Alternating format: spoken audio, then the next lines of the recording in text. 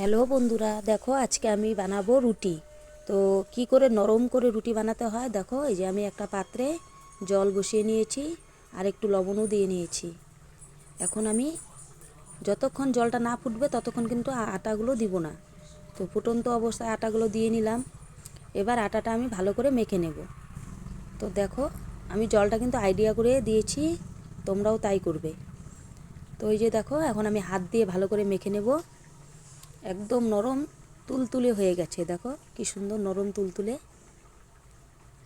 এই দেখো খুব সুন্দর নরম তুলতুলে হয়ে গেল। এখন এটা আমি বেলে ভেজে নেব। তো এই দেখো আমি কড়াইতে বসিয়ে নিয়েছি। এই রুটিটা খেতে খুব টেস্টি হয়। আর বেশি বেশি প্রয়োজন নাকি যারা অসুস্থ তাদের পক্ষে তো আরও বেশি ভালো, গ্যাস হয় না। তো বন্ধুরা কেমন লাগলো? ভালো লাগলে অবশ্যই লাইক কমেন্ট করবে।